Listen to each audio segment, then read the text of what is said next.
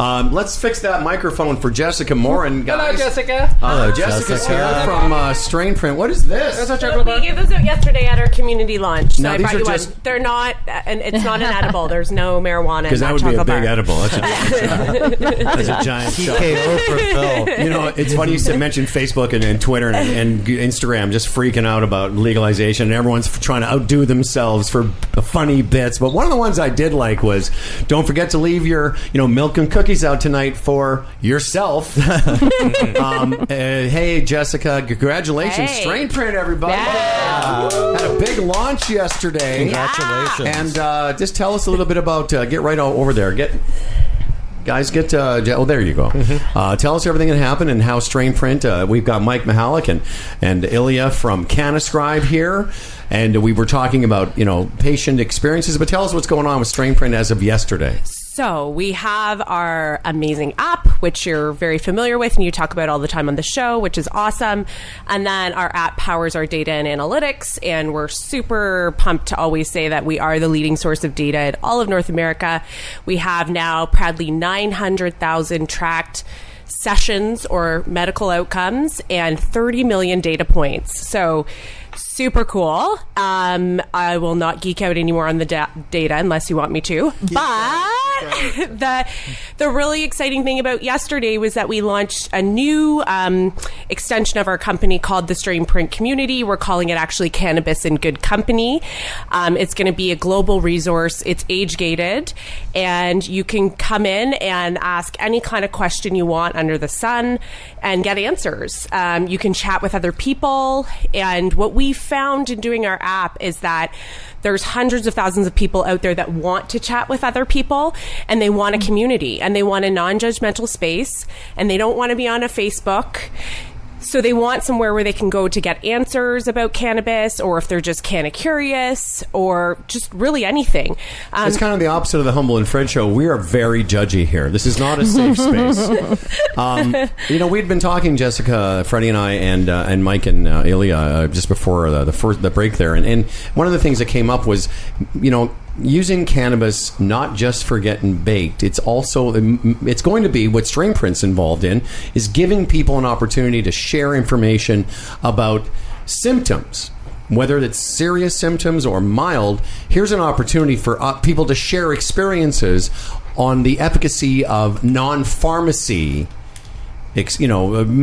pills and opiates and things. Everything. I mean, I think of somebody like my mom, and she, through my journey with Strainprint, I've got a brother. He's special needs. He had cancer when he was younger, and he has OCD and all kinds of issues.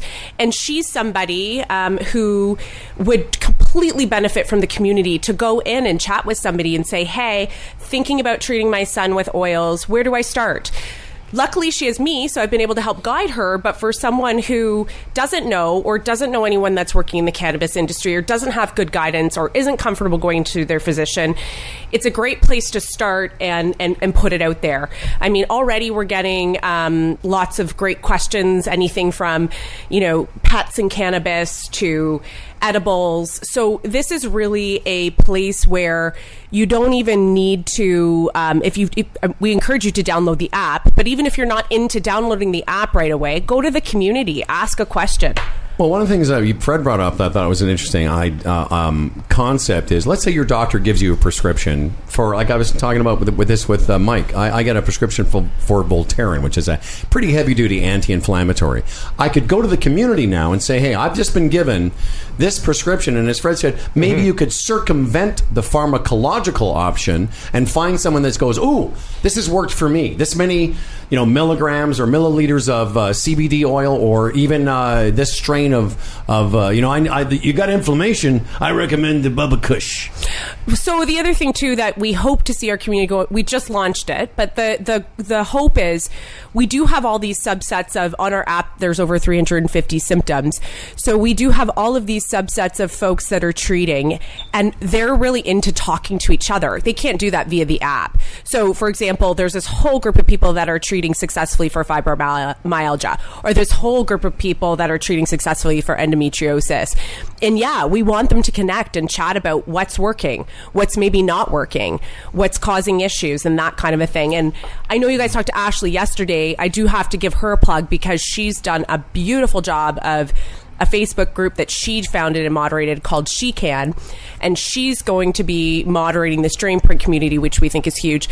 Now, I know there's a lot of people in the industry that are industry experts, but that woman just is a walking library of cannabis knowledge, because she's been doing the She Can group for a couple years now, and she's had to be resourceful. So that's a huge win. No, it's just part of the evolution. It's funny what desperation will do too. If somebody really hurts and really needs help, a few years ago they wouldn't have looked at this as an option. But now when there are websites and actual businesses and things are presented in a professional manner, it's like, yeah, that is an option for me. If I could just touch on something Howard said, for we're going to see starting to see pharmacists and pharmacy groups that are going to be trained to address things like that, like going in with a prescription to your local pharmacist. Like there's Hybrid Farms in Ottawa, which is a compounding pharmacy.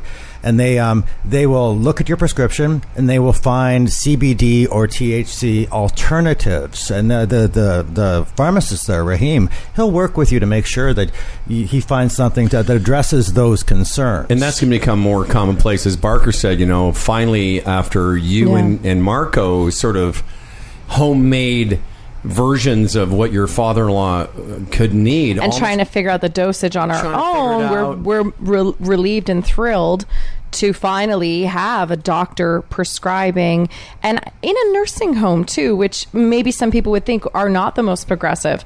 And this was last week. Okay, great. Oh, he's anxious.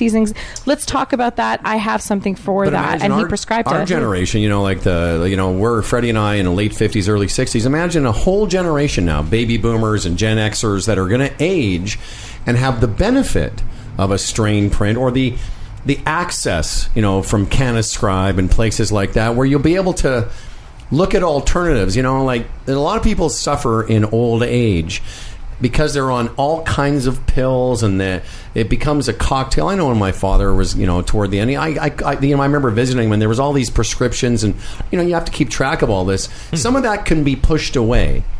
And I think there's going to be a population that ages, maybe not more, I don't know if gracefully, but certainly with less pharmacological intervention. I think so. And one of the interesting things that we've experienced over the last, I would say, month or two, given our software and what we do, is just a huge explosion in the research. So people are just now, I think, because of legalization, all of these research studies are getting off the ground. So another sort of plug for the community is it allows folks to go into, if you are a physician or you are running a research study, and talk to those groups. So that's really exciting too. But we have noticed, we've been contacted endlessly by researchers, local universities in the States that are now wanting to use our software to do research. And that's really exciting for me because, and I think for the broader population, because that's moving the barometer forward. Before, it wasn't accepted. There was no funding for these studies. And now we're going to be able to not only be able to access the plant, but be able to have the research to back it up. We've barely scratched the surface. Well, so that to me is like so thrilling.